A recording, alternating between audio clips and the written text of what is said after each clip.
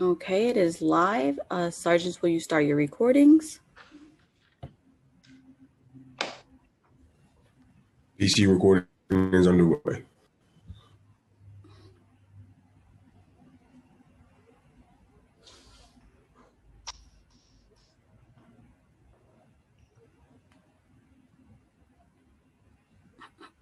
Thank you for joining a virtual hearing today on Hold Women Chair NYC. Diaz. Chair Diaz, Hold on, Chair. Hold on 1 second, Chair. Okay. Sergeant Jones, you cloud?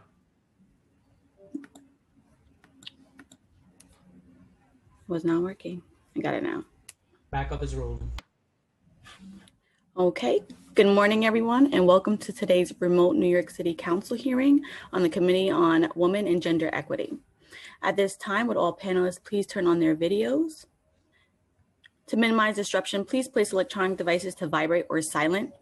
And if you wish to submit testimony, you may do so at landusetestimony@council.nyc.gov. Again, that is landusetestimony@council.nyc.gov. And thank you for your cooperation. And Chair Diaz, we are ready to go, ma'am.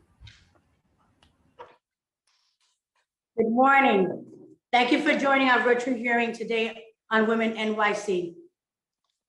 I am Councilwoman Darma Diaz, Chair of the committee. My pronouns are her and she. This is my first hearing as a committee chair. And first, want to say that it's an honor and a privilege to serve my constituents in the City Council and to be able to address solutions for serving our most vulnerable New Yorkers.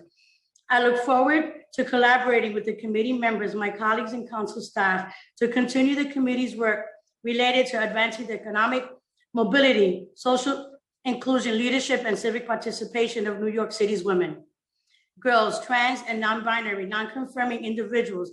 I also want to thank everyone who is here to testify today.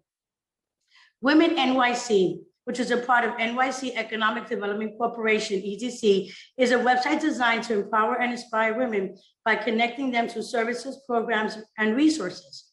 Launched in 2018 by our First Lady, McCray, and former Deputy Mayor Alicia Glenn, Women.NYC is one-stop shop for women seeking information, resources, and tools on everything from finding a job, starting and running a business, and getting legal help, to assisting in health resources and money management. And we are here today because we need to begin discussing access and resources for our communities, perhaps more than ever. In early 2020, the United States witnessed record advancement related to women's participation in the workforce. Then, March 2020, the COVID-19 pandemic broke out in the US, as affected all industries. By April, the positive increase in the women's participation all but reversed, of course, and COVID-19 exacerbated existing inequalities experienced by women. Data that is in the early months of pandemic, women, and especially women of color, experienced a disproportionate level of employment opportunities due to COVID compared to men.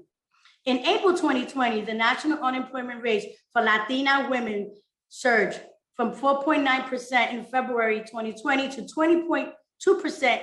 And in May 2020, Black women experienced their worst unemployment rate since the 1980s at 16.5%. Horrible. In September 2020, 4 times as many women as men dropped out of labor force.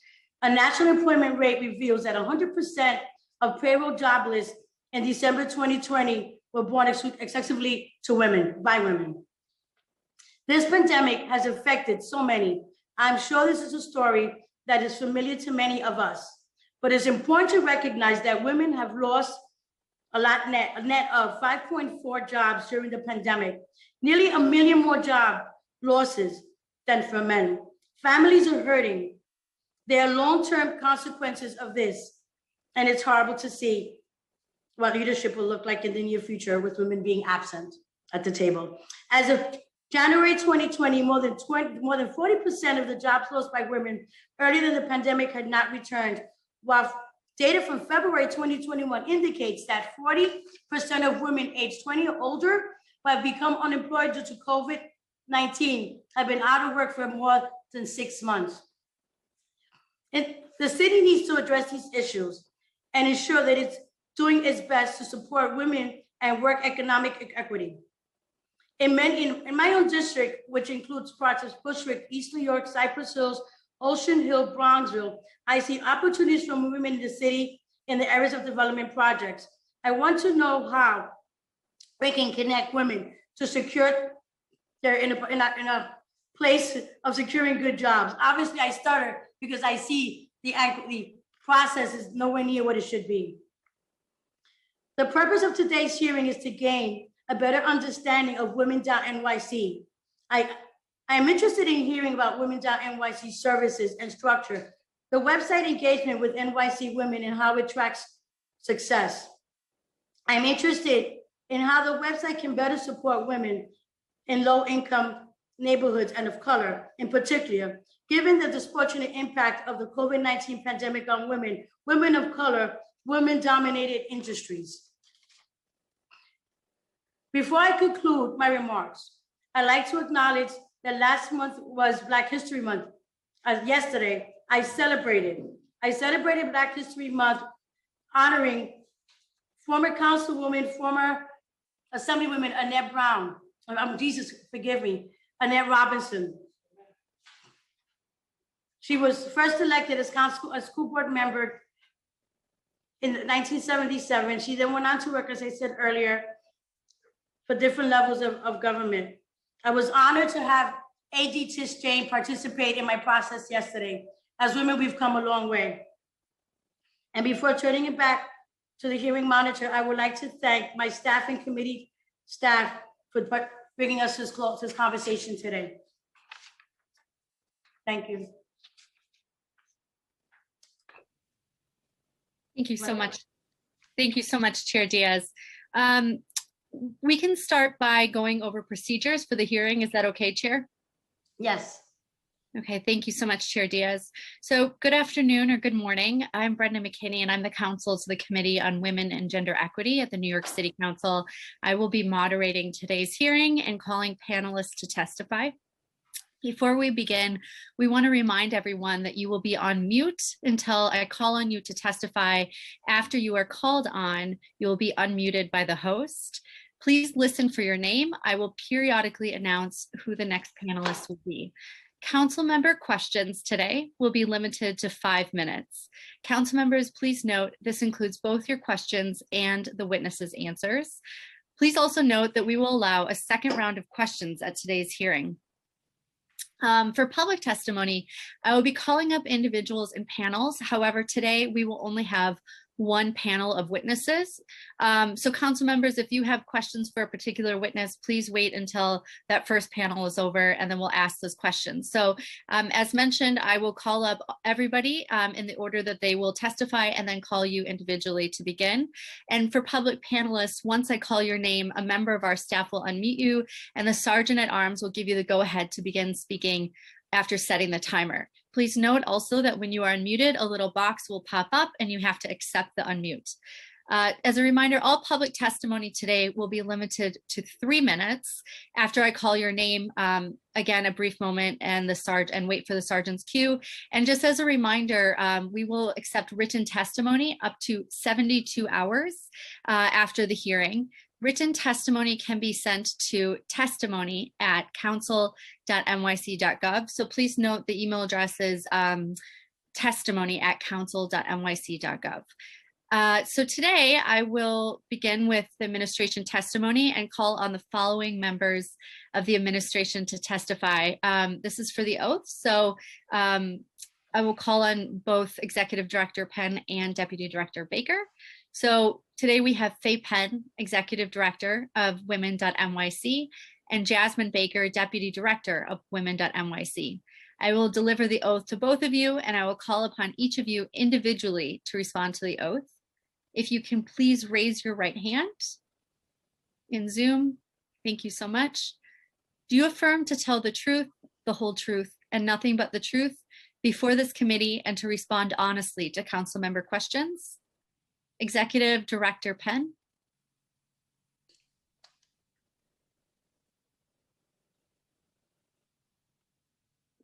Oh, apologies, you're still on mute. Just for the record, if we can unmute you, apologies. Yes. Thank you so much. And then Deputy Director Baker. Yes. Thank you so much. So thank you, Ms. Penn. You may begin your testimony when ready. Thank you, Brenda. Can everybody hear me okay? Okay, great. And thank you, Chair Diaz, for starting us off that way. Good morning to Chair Diaz and the members of the committee. My name is Faye Penn. I'm the Executive Director of Women.NYC, and I'm pleased to be here with our Deputy Director, Jasmine Baker, to testify about the Women.NYC initiative, how it started, and what we're doing now. Women.NYC got its start in early 2018 when First Lady Shirley McCray and then Deputy Mayor Alicia Glenn took stock of the administration's many innovative and consequential policies that help advance working women, including universal pre-K, the salary history ban, and paid family leave, along with programs such as the game-changing Women Entrepreneurs NYC at the Department of Small Business Services. Many more career and business supports were not gender-specific, but offered free skills and training in a variety of fields, including tech, film and television production, the trades, and more. So they decided to create a digital destination where women could access every available career opportunity across the New York City government ecosystem. Women.NYC would not only be a website that could help women advance in their businesses and careers, it would also be a launch pad for future initiatives. The website was launched in May 2018 and proved to be only the beginning of a much needed enterprise. 7 months later, I was hired as the first executive director based on my experience in digital publishing, women's media, public-private partnerships, and entrepreneurship as a former Brooklyn small business owner. I was attracted to the role for so many reasons, but mainly this one. The past few years had seen an explosion of pay-to-play empowerment events touted as helping women get ahead. Power women this, lady boss that, but they did little to help the women who needed power the most. I always saw a goal of Women.NYC to repackage and reframe the more helpful aspects of this movement for women who did not have hundreds, sometimes thousands of dollars to spend on networking and coaching. When I arrived, the initiative moved from City Hall to the New York City Economic Development Corporation, a hospitable place because of its role in equitably seeding growth and new jobs. I was very fortunate that the truly amazing Jasmine Baker Taddeo joined us in July 2019 from a digital communications role at Empire State Development Corporation. We are the only 2 full-time staff members on this initiative. 2019 was a busy year. We launched Shop Women Owned, a partnership with American Express and WeNYC to promote shopping at women-owned businesses in New York City. In partnership with Google and the Brooklyn Public Library, we also taught 24 New York City mothers JavaScript coding for free, with childcare provided via a New York City cohort of mother coders, a San Francisco area-based tech training program for moms. In September 2019, we headed to the Bronx Library Center with the First Lady to launch our signature program, Ask for More. This partnership with the American Association of University Women sought to enroll 10,000 New York City women in in-person and online salary negotiation training. Until COVID-19 put the program on pause, we held regular workshops at libraries, colleges, and universities in all 5 boroughs, and in collaboration with organizations including the Society of Hispanic Engineers, the Society of Hispanic Professional Engineers, the NAACP, the National Coalition of 100 Black Women, the Grace Institute, and many more. We and our volunteer facilitators taught women of all backgrounds how to fight the gender pay gap by knowing their value and asserting it to current and future employers in a systematic, data-driven way. To date, we have 6,000 workshop enrollees for the negotiation training in person and online. And pre-COVID, we hosted 23 in-person workshops. According to survey data, they attracted a diverse set of attendees, 34% Black, 20% Latinx, 14% Asian. Many of them told us they had never negotiated a salary offer before. One participant, an operations manager, was prepared to accept a $60,000 salary on a new job offer, but decided after taking the workshop to hold firm at $80,000. She called me the next day to tell me she got the job and the salary she wanted. While our in-person workshops remain on hold, We are exploring ways to continue this very successful partnership with the AAUW. In October 2019, we launched our 30-page guide to free and low-cost tech training in New York City, accompanied by an op-ed I wrote in the New York Daily News entitled Getting Women All In on New York City's Tech Boom. Our goal was to help more women explore high growth and well-paid fields dominated by men: front-end web coding, data science and analysis, and cybersecurity. We also held a NYCHA meet and greet with around 70 women to find out how Women.NYC might be able to support them in their careers and businesses. We met with fashion marketers, construction workers, catering entrepreneurs, healthcare providers, and at least one truck driver. They asked us for more mentorship, networking, and training opportunities. In February 2020, EDC's research team published a report on the economic vulnerability of women ages 50 plus, which looks at the many ways systemic sexism in the workplace and increased caregiving demands contribute to financial vulnerability for women over time. Not only are women more likely than men to retire with fewer assets, they face a wage gap that grows as they age. However, one bright spot for aging women is entrepreneurship. And with that knowledge, Women.NYC announced New Venture 50 Plus, an entrepreneurial boot camp for women 50 and up with our partners at WeNYC. Applications are currently open until March 8th for our third cohort beginning March 18th. And to date, 44 women have successfully graduated the boot camp. It's hard to believe that around a year ago, we were still planning a busy calendar of March events for Women's History Month, while hearing about an ominous virus heading our city's way. Like many city programs, COVID's effects were deeply felt by Women.NYC.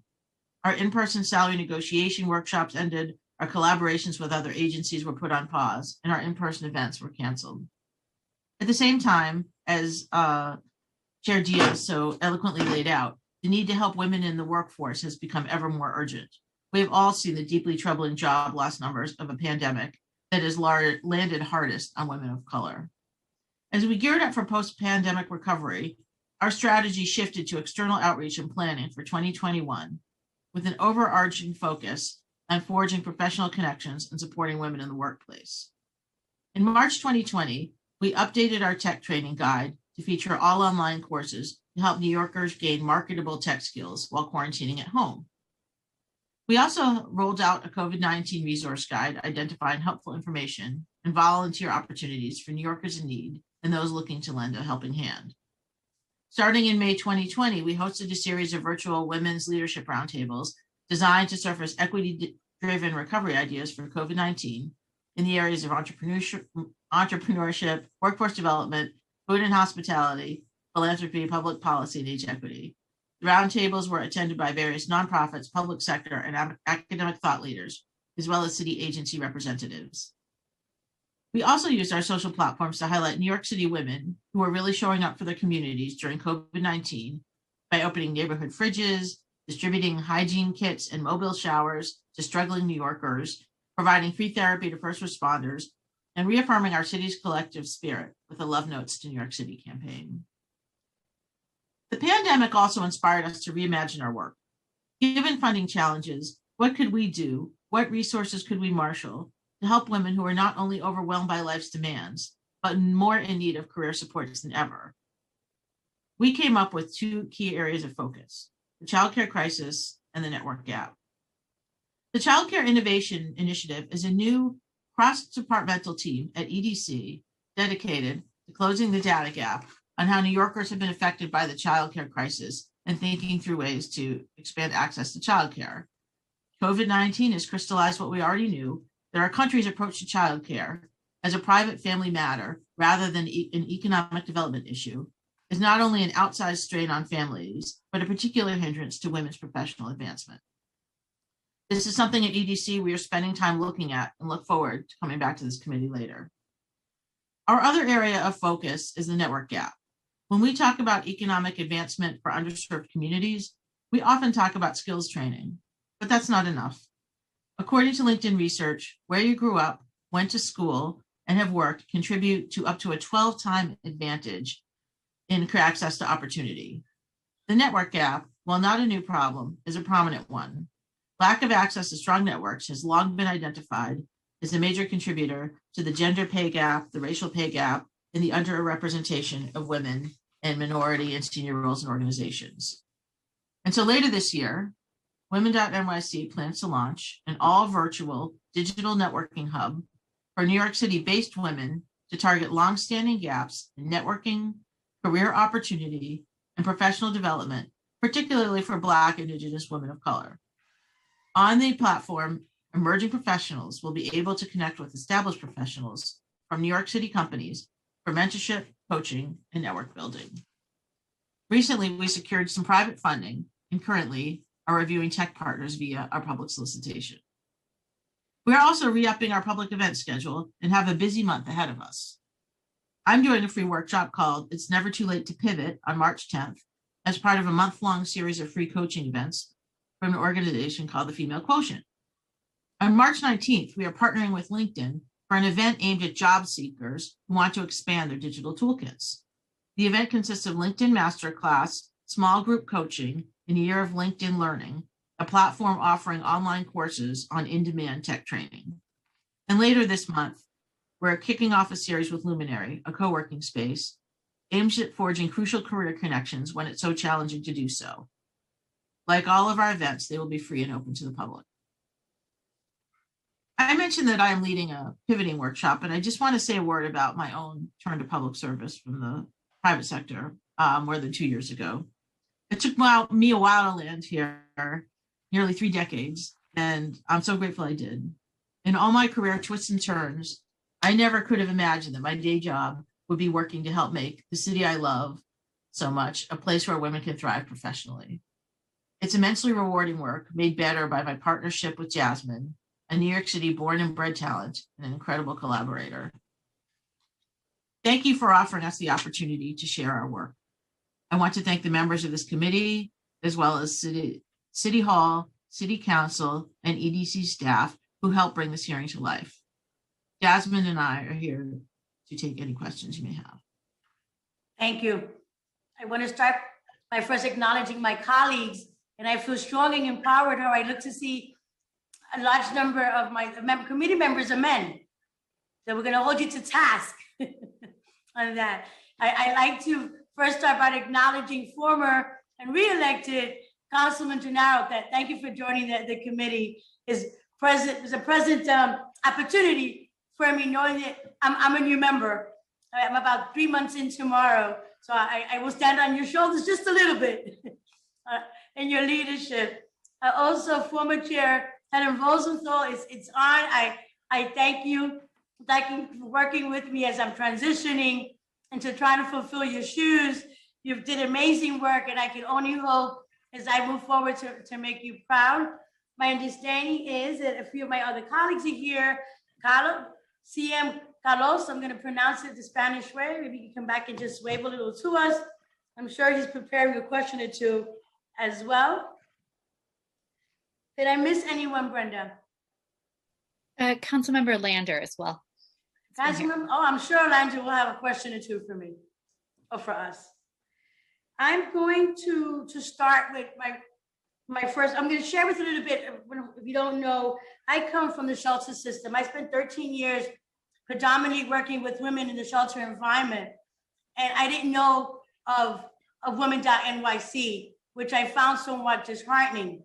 So I'm definitely, this is going to be a learning opportunity for me. Your presentation was quite impressive, and I'm going to need data that speaks to what I find to be the hardest struggling population for you to serve as women coming out of shelter. The community where I'm representing, the 37 Councilmatic District, has the highest number of referrals of women into shelter. And again, you know, coming from that environment, that's a tender place for me.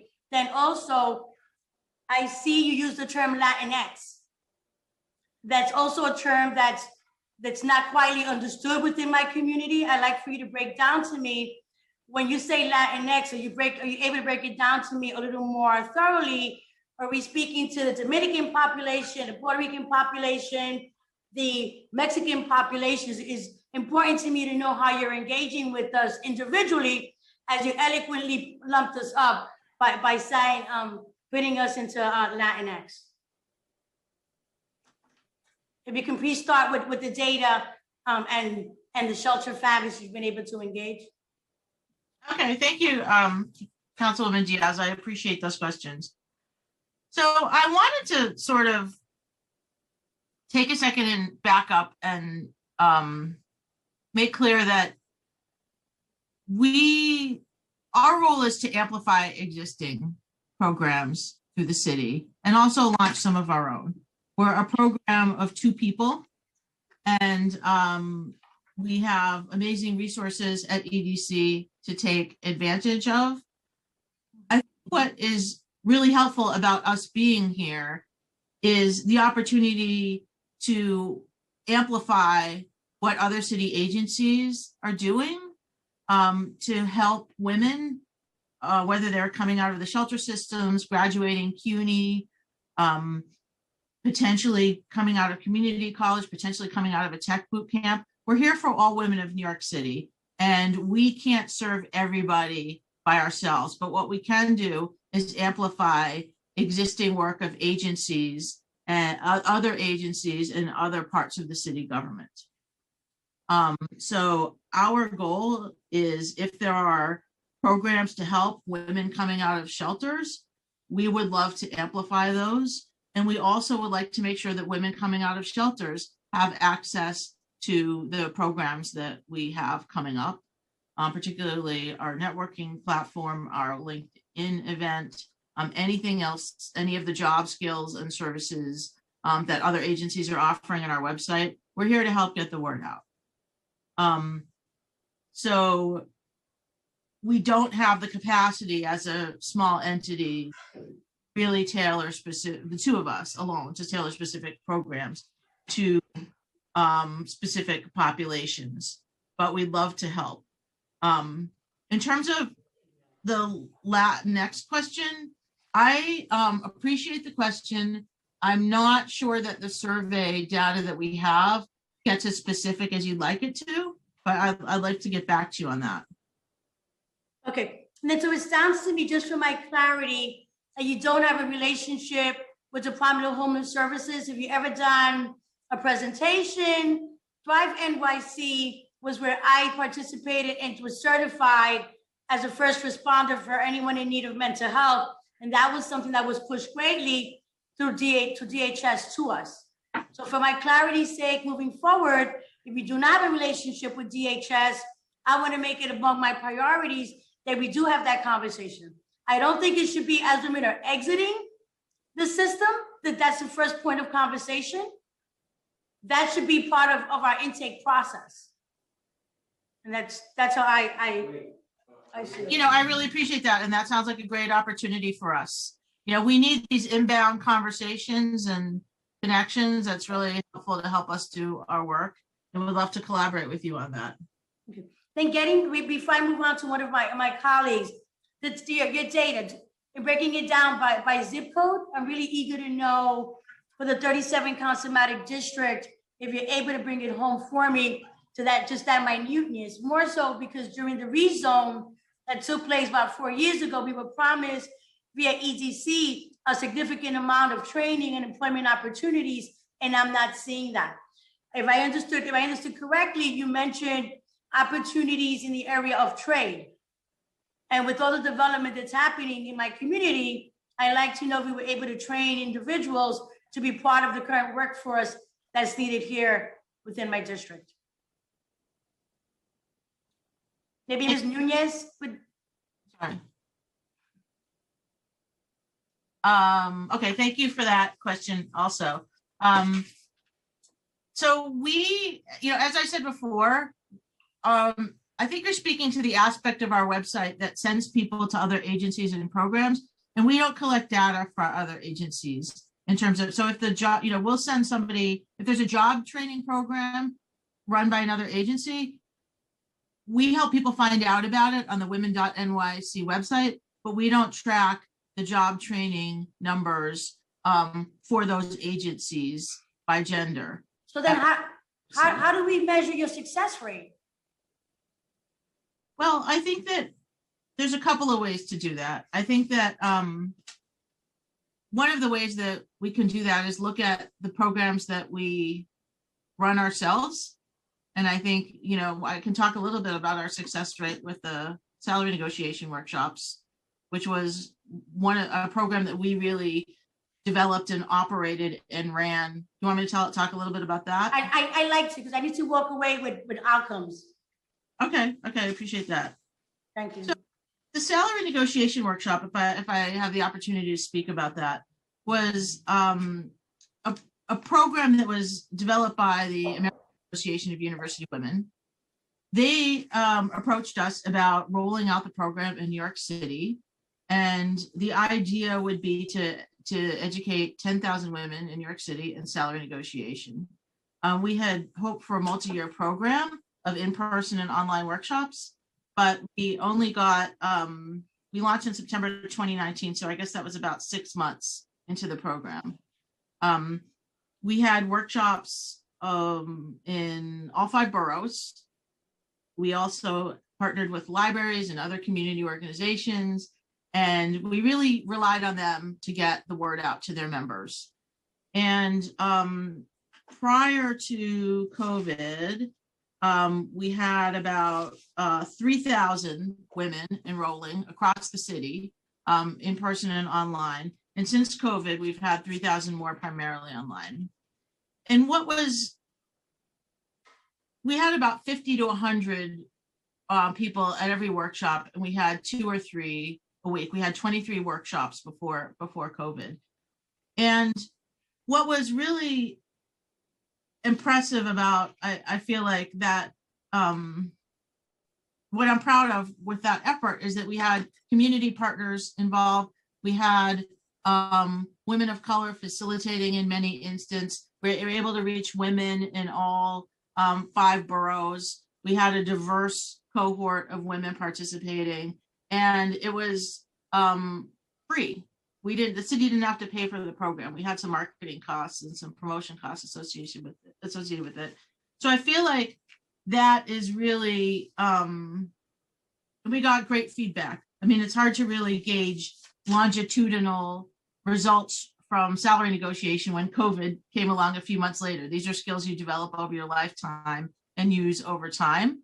But I feel like that program is an example of how effective we are able to be. I appreciate your question about how do we know women.nyc is effective if we can't trace how many people, how many more people there are in, say, a job skills program that we advertise on our website. But this is just one entry point. We want women to know that these programs exist, but we need everybody in the New York City ecosystem to partner with us on gender equity and making sure that women are accessing every opportunity available to them. Okay, so I'm going to go back to EDC at a later point, because they made contact with 16,000 individuals in the 37 Consumatic District, and 13,000 intakes, and claims have been put 810.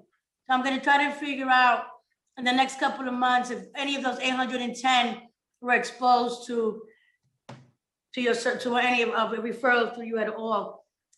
Thank you. Thank you for answering my questions and your deliverance today. I'd like to turn it over to former Chair Councilman Rosenthal, who has her hand raised. Time starts now.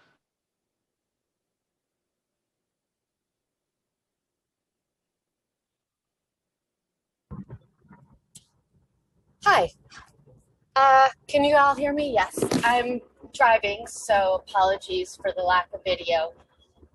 I'm not sure I really have a question. I just want to say, Councilmember Diaz, this transition is going to be seamless. I'm hearing your questions and your perspective. You're thinking about things that would not have been in my world to even think about. And you're asking really the most important questions. So in a way, I wanted to note that and double down on, looking forward to the answers to the questions that Councilmember Diaz is asking. And for those who know me, I especially loved the data questions. And while what I, again, really appreciate you, Councilwoman Diaz, because of course, we all know that there are qualitative services where you can't necessarily measure the outcome, right? But there are the question of, you know, is Women.NYC succeeding in its mission for all New Yorkers is such a valid one. And, you know, we could almost even leave it up to Women.NYC to come up with what the data measures are. But, and Faye, you started to talk about a few of them. But I just really want to encourage you, Councilmember Diaz, to keep up that line of questioning. And I really look forward to seeing what Women.NYC can pull together. So thank you very much. Thank you, former chair. I'll be calling on you nonetheless. Look forward to my texting and my emails. Thank you. Does anyone else have a question? Councilmember Gennaro? Okay.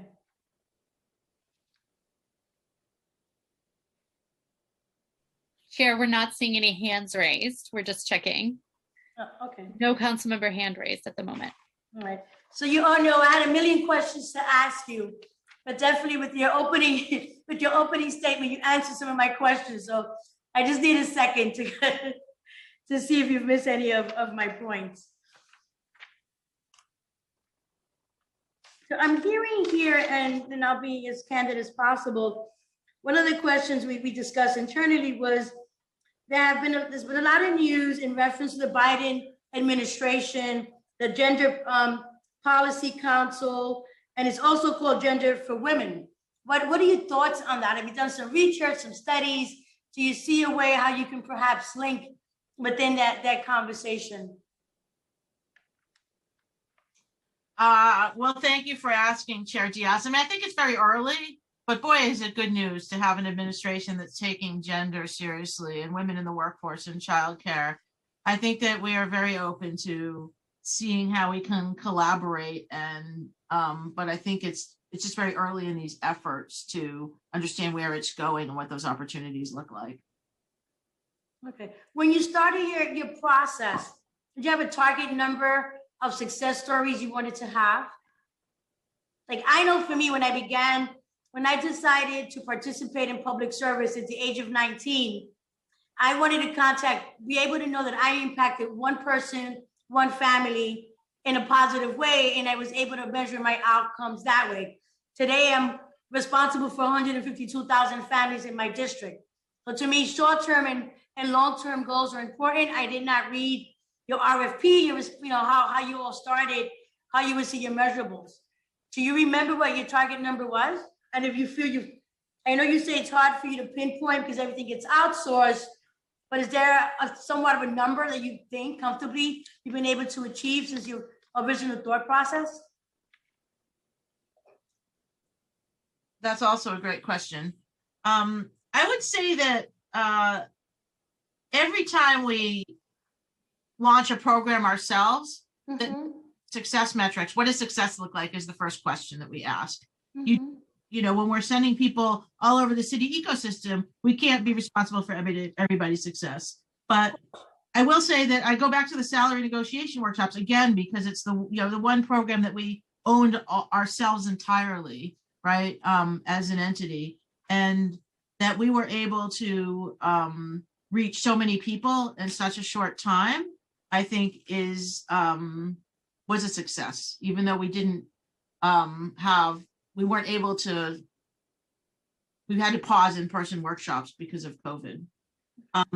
Jasmine, do you want to talk a bit about some of our other numbers too that might answer Diaz's questions? Definitely. Thank you for your question. Thank you.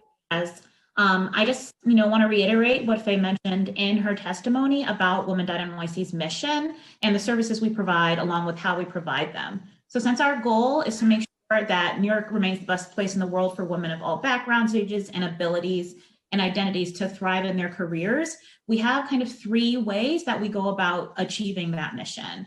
Like Faye mentioned, we amplify existing New York City resources and programs from other agencies. We also convene free and informative events. That's something Faye also touched on. As she mentioned, we're doing a lot of, we've pivoted, like most people have had to virtual events, and we're launching quite a large slate of them this month. Lastly, we foster those strategic cross-sector partnerships to launch programs that are providing the real tools that women need. So that said, I think what we're trying to convey here is that our program metrics are varied as they're specific to those particular arms of our services, and each metric is different. So like in summary, I can tell you that to date, we have 6.3 thousand direct participants in our programs and events. Our digital footprint, which is something that really comes into play when it comes to amplifying those existing resources. Those metrics I can share with you here. We've had to date 207,000 website visitors, and we have 30K people that we are reaching through social media and via email. So our digital footprint now during COVID is more important than ever. It makes it really easy for us to get out there and reach more people and share these resources in addition to information on our own programs. Thank you. Add that we always have, we always need help getting the word out, and would love to be able to reach your constituents or anyone's constituents with some of our upcoming programs, and would love to be able to get in touch. And if you have a newsletter, maybe you could put some of these events in your newsletter so constituents are aware. Definitely. I may ask. Of course, I have 2 asks, and one was the possibility of us doing a webinar, a workshop, something virtually, so we can promote your resources. Like I said early on, for the time that I was in shelter since your program began, had not heard of you until my committee began doing some research for our conversation here today. Then you shared that you're a staff of 2. And we know that funds are low, resources are not available, but how can I possibly help you help me? So does that mean you need more staff, to collaborate with other partners? What are your financial struggles? Do you see that you could do more if you had more to work with? Absolutely. I know absolutely we could do more if we had more to work with, but I think that, given what we do have, it's, first of all, EDC has marketing department and PA, and I'm sorry, that's comms and legal. So we do have the sort of, it's not Jasmine and I alone, we're part of EDC. And I think that we're pretty scrappy, right? We know we kind of do everything ourselves as much as possible. But absolutely, I think that what we'd love to grow, of course, but we'd love to help get the word out. If you hear about something that women of New York City need to know about, let us know. Maybe it's a constituent doing something really cool that should be featured on our social networks. Maybe it's a program that's happening that we need to know about. We're here for all of New York City. And, as the more partners, the more folks that help us get the word out, but also help send us inbound resources and information, the better we'll be. Okay, so I'm going to allow you to help me get the word out. Great. And Okay. EDC right now and I are not at the best terms based on the commitment that they made to my community. So I'm going to figure out how we can be better partners, get your word out there with what you provide, and also EDC with some of the deliverables that I'm being beat up about that we haven't received. Thank you. Thank you again for your time and your effort, and look forward to hearing some more on the data. Brenda, turning it back to you. Excellent. Thank you, Chair. We're just going to check if there are any other council members that have questions. There are no hands raised, but if you have questions for the administration, please let us know. We're not seeing any hands in Zoom or literally physically. So we will move to the public panels. Thank you so much to the administration. So at this point, we have concluded the administration's testimony. For members of the public, please note I will call up individuals in panels, and because we have one panel, I will call the names of everyone on the panel, and then I will call you individually. Council members, if you have questions for a particular witness or panelist, please use the raise hand function in Zoom, and we will call on you on the order that you raised your hand. And for panelists, please note once your name is called, a member of our staff will unmute you, that box will pop up to accept it, and the Sergeant at Arms will give you the go-ahead to begin, at which point you may begin your testimony. We will be using a 3-minute clock today. So just a reminder to wait for the Sergeant at Arms. So at this point, I will read the members of the panel. So we have 3 witnesses today. Those witnesses are Laura Rebel-Gross from Student Leadership Network, Christian F. Nunes from the National Organization for Women, or NOW, and Cordell Clear. So our first witness will be Laura Rebel-Gross. You may begin once the sergeant calls the clock. Time starts now.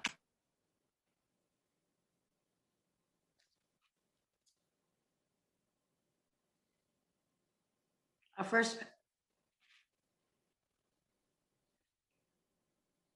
Just one moment, apologies, just technical difficulties. Just one moment, please.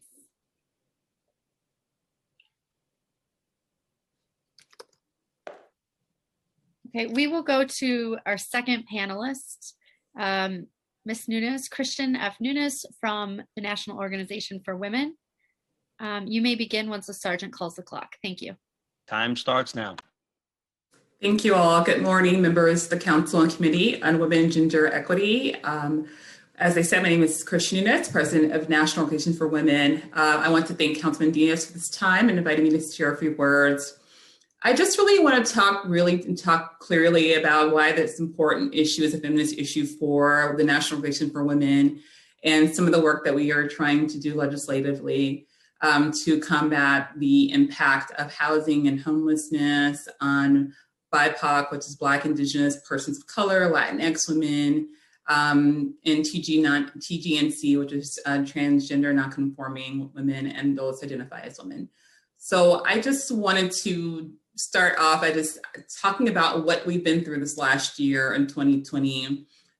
Over the last year in 2020, the United States has been hit with 2 crossing pandemics: the global health pandemic of COVID-19 that took more than 500,000 lives, and racial injustice for many BIPOC communities, including senseless deaths we've seen of unarmed Black and brown bodies and individuals, xenophobic attacks on AAPI communities. But in both these situations, what we have witnessed is a desperate impact on women and girls, but those are also consequential gender inequalities that come from those results we've seen from these pandemics. So over COVID, I mean, Councilman Diaz clearly started saying this, that we've seen that especially women of color have been greatly affected by COVID. In December alone, in December 2020, there were 144,000 jobs lost. All of them were by women. And women are usually primary caregivers, so unemployment for women can particularly hit hard during times like this. And we know loss of income is a contributing factor to homelessness, and without a home, it is very difficult to get adequate resources needed to find a new employment, to find childcare, to find a car, to find the necessary things to have a sustainable life. And there is also a very obvious disconnect with the assistance and the services provided to families. Research is showing, we looked it up right here in New York City, in New York, their monthly assistance is $789. But however, the average monthly 2-bedroom apartment rent is $3,600. That means a person would have to work 4.5 times in order just to cover their rent, and that is not including the cost of just living day to day for food and clothing and housing and other needs. So we know housing inequality has gotten worse through the pandemic and has really hit the Black communities and Latinx communities harder, with higher rates of housing hardships due to evictions, foreclosures, rent and mortgage delinquencies and utility payments. And also, we also know that due to this lockdown that came with the pandemic, we've seen an increase in domestic and intimate partner violence and child abuse.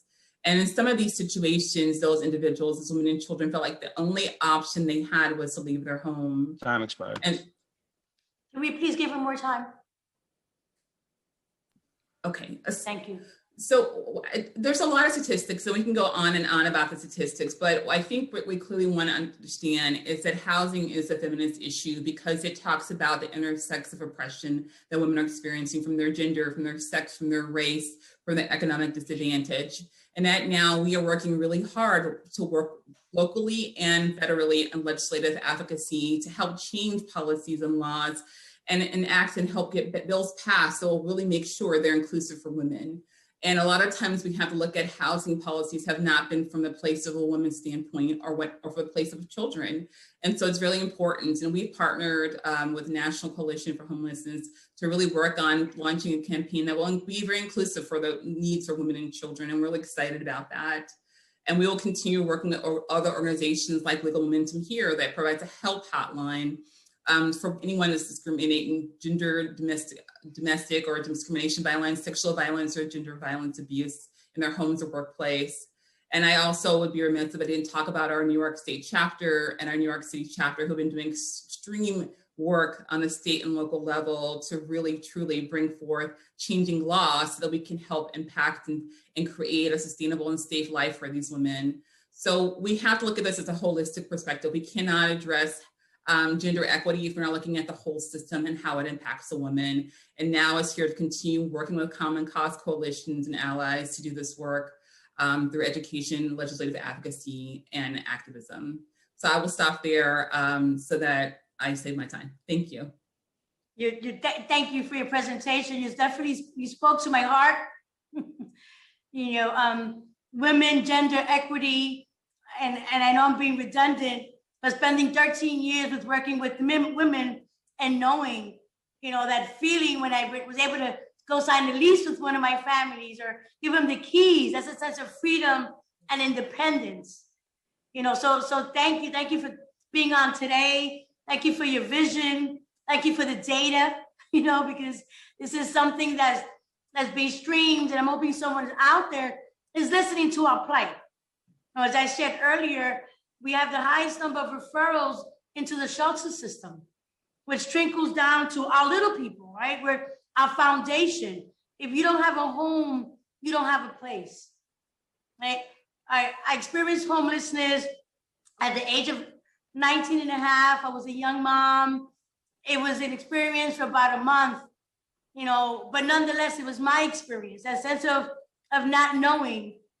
Thankfully, I was able to secure a permanent place, and I was there for 18 years. But that allowed me to put myself in a path where I wanted to have a stable home for my daughter. So when my husband died and my daughter was 9, that took me even to a stronger saying, Dharma, you have to figure this out. You're really on your own. That support that I thought I would have forever and a day in raising my daughter was no longer there. That was where I figured out a way by creativity, having programs available to me, having resources makes me, allow me to be a homeowner today, and when my daughter, I'm a grandma, and seeing Zachary in my home, has allowed me to fulfill my mission, but more because I understood that I did not want my daughter to face displacement.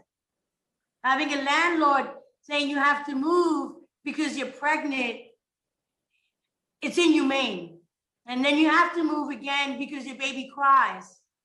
And those are stories that my women shared with me, while in the shelter, and not everyone falls into the shelter system because they want to. It's not always the fault, of. So I'm hoping that we will continue to work together. Ms. Nunez, it was nice meeting you, even though it is virtually, but I believe in your mission. And I believe we have a lot of work to do. So again, thank you for participating here today. I'd like to know if any of my cohorts, if there's any of the council members on there would like to ask a question or have a comment. No? Okay, again, thank you. Thank you for what you do. Thank you for making me feel empowered. And it's good to know that when I'm at ground zero, you're at ground 100 fighting the fight because it has to trickle down and we'll meet in the middle. Again, Please thank always reach out as well. you. Oh, I will. Okay, I will. great. Thank you. Thank you. All right, Chair, we have one more witness today, Cordell Clear. Looks like they're ready to testify. Wonderful. Good Time morning. starts now. Oh, can you hear me? Yes. We can hear you. Okay, thank you so much. Good morning. I just wanted to lend my voice of support to women and gender equity in my district. I live in Harlem, and I participate in many advocacy efforts and organizing efforts to grow opportunities for women, especially women in business and women in small business. And that includes vendors, that includes entrepreneurs. A lot of women, especially during this pandemic, have found it hard to provide for their families. These are not just single women that, in our community, everybody has to work. The household has to work, and we really have to empower women in a way that they can get an opportunity to open businesses, to grow businesses. And the sister that was speaking before, I totally agree with, the opportunities being made for mothers, women who have children. I myself spent a period of time in a shelter with my family, and it is just that much harder. It's very difficult to do that, to make a living, to try to create opportunities to get yourself out of the situation that you're in. So I just want to support women getting funding opportunities, women getting contracts, women getting business opportunities. I recently worked with a group of women to try to get a female architect a contract and a female artist to get a contract. They're just, when we do have these skills and we do have these talents, it's very hard to get ourselves out there. So I think that we have to make some really deliberate and purposeful efforts to reach out to women, to find women in a world that's often dominated by men. Thank you. Thank you immensely for sharing your story and also your struggle. This is 2021. Yes. Your struggle shouldn't be so big, but it also goes to the men at the table. Yes. Right? Let's not talk about it, let's be about it. Yes. If you're really with us and you understand your plight as men, I'm gonna challenge you. The next time you're looking for an architect, here we have a sister in the struggle who's saying, hey, I'm equipped. Yes. I know someone that's equipped. And that's what it has to be about. I'm not going to bash men because that's not who I am, but I am going to use the word challenge to ask you to bring us to the table. There's been a lot of conversation on how we should be working together. Well, let's make it happen. Let's make measurable. 6 months from now, I would like to be in a conversation where we have a couple of men coming on, to a hearing and saying, we heard you. We heard you and so-and-so and so-and-so, and this is where we are. We landed the contract. And when it comes to gender and equity, transgender folks, I hear you, and it bothers me that employment opportunities are made that much harder for you.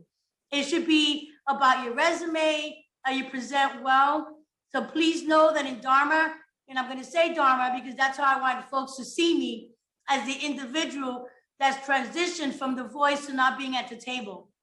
My committee in the next couple of hearings, we'll be discussing employment and opportunities and the disadvantages that need to be flipped to our favor. We're born who we are. We're going to take our toolbox and we're going to run with it. So 2021, we're here. We're strong, we're proud. We're going to continue to have these conversations.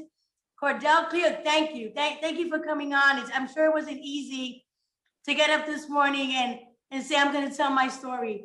And for, being in the shelter system and talking about it, it's humbling. So thank you. I know that from my point, when I was a case manager and that 3 titles in one, I always told my clients, I'm here today, but I could be where you are tomorrow. And I hope that your experience where you were was similar to the experiences that my clients had while I was in the shelter system. Till this day, they text me, they call me, they let me know when they're okay. I've gotten emails unexpectedly from Ms. Diaz, thank you. You know, so I'm hoping for you as well, that you transitioned into a solid place and you're not scarred in any way. Because I know not each provider has the best staff and understands what it is. When you have a child and you can't make it in on time and you have to be creative and have 2 jobs so you can qualify for a voucher. And during the pandemic, I know it's been real tough. So to DHS, if you're out there, I'm listening, I'm paying attention. I may not be on staff, but I know the struggle that my families, my clients continue to suffer. Vouchers are difficult to achieve, and during COVID, even harder to be processed. So I'm gonna thank all my panelists, but Cordell, stay strong. And if any conversation has impacted me, it's been yours because it hits home. Thank you so much. Thank you for saying that. And it didn't scar me, and I rose to great heights. But it is a disability of such. It's not just being a woman. There's also the stigmatizing from being homeless and people not understanding that this is not a condition that you want for yourself. No one wants to be there. Trust me. But we did get out of the situation, and there were some good people and there were some not so good people on that path. But everybody doesn't have the opportunities maybe that I had, and I respect you for the work that you do that you've done for homeless families, and for incorporating that into what you're doing right now. It's so important for us to realize that everybody's just trying to make it, and it's very tough for women to get out there and make it, and especially that's just another barrier when you're homeless and you don't have a place to live. It's just another judgment that people put on you, and it becomes a disability, just like womanhood and motherhood, all those things that people put on us. So I appreciate this message. I appreciate what you're doing and your colleagues, and I just look forward to change. Well, you're part of the change. You're leading the way. You're here today, you're talking about it. And for full disclosure, I was experienced NYPD staff and FDNY and EMS, social workers, people that were gainfully employed, but were evicted, or just were in a bad situation, or DV. I got men with me in the shelter. Yes. Men that took on the feminine role, we're going to call it that based on how society dictates, right? Where the male now takes on being the mommy and me and the daddy. And I share it as well because sometimes we're just one paycheck away, or one bad conversation away, or someone at home that's suffering from mental illness, and we just got to get away. We just got to get away. Thank you all. I don't know if anyone else has a comment. I'm sure we have enough time. If there's something that one of the panelists said or not able to say, some clarity, I'd like to give you a minute or two to come back before we close.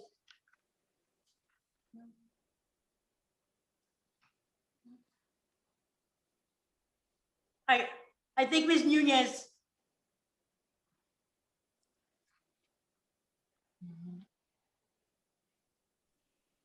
Can you hear me? Okay. Yes. Okay. I just wanted to add that I also think it's really important that we understand that in order to change this housing crisis that we're having, not only in New York, but like in America, we have to look at it's more things than just providing transitional housing. It's about providing childcare. It's about providing a sustainable living wage. There's multiple parts to go into this. And it really is up to all of us on not only like the federal level, but also the local and state levels to make sure that we're passing ordinances, passing programs that really are going to help our families, help our women, help our children. So we can't look at housing just as a home. I mean, a home is more to that. It's more holistic than that. And it's really important, the services that we provide or wrap around and provide all those things. So I'm also a social worker background, so I have a little of that, but I just think we have to look at that from a child care, paid family medical leave, paid sick leave. All those things together can make it for a person to be able to have a livable, sustainable, and safe life. And that's what can do. It's not just a home or roof over your head. So I just wanted to add that point. So when we're thinking about services and wraparound, we're looking at it from a holistic perspective and everyone's needs. Thank you. Thank you. I'd like to just go back. Is Women NYC still on? Do we still have them, Brenda? I don't see members of the administration, Chair. Okay, what I'd like to do is, if it's okay, I'd like to forward the questions that I did not ask. I thought that they were going to be somewhat challenging for them. A lot of it's data driven and specifics to detail that I was made to feel they were not going to be able to answer the questions.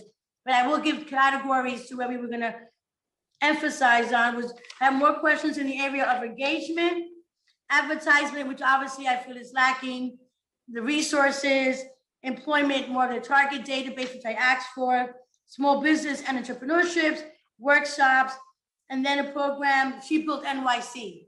So once I receive the answers to these questions, I will share with my audience today, and I'll make it public on my website. And thank you. Brenda, back to you. Okay, thank you so much, Chair Diaz. So we'll just check before, this is the end of panel one. So before we move on to check for any witnesses we might have inadvertently missed, I just want to check if there's any other questions. We don't have council member hands. So at this point, we have concluded public testimony, Chair Diaz. So if we have inadvertently missed anyone that would like to testify and is logged in, please use the Zoom raise hand function and we will call on you in the order that your hand is raised. So we're just checking, I'm just waiting for hands. And we're not seeing any. Okay, Chair Diaz, at this point we have concluded public testimony for the hearing. If I may, before we close, I'd like to, what I used earlier as my gavel was what we call a pilon, which in my culture, we used to mash. It could be our garlic, it could be we make a sofrito, and I share something where I think we should collaborate more as a people. I use a plátano, which is a green plantain. I say Puerto Ricans make mofongo out of it, Dominicans make mangú, and my Honduran sister tells me they make chips out of it. I share that to say that we need to collaborate, and that's my bottom line. I see New York moving forward if we share our resources. So if I can end it on a happy note, it's just share. Let's figure out a way to make this happen. I'm gonna go home and try to make some sofrito because my daughter would like some. Thank you. Until next time. Again, thank you all my staff, Brenda and Chloe, Richard, Karen Cherry, the sergeants. If I've avoided anyone, it's as Karen says, judge my heart, not my head. And to Speaker Corey Johnson, thank you for the opportunity to chair this committee. Thank you. Madam Chair, we need you to officially gavel out with El Pilón. Oh my goodness. I'm gonna.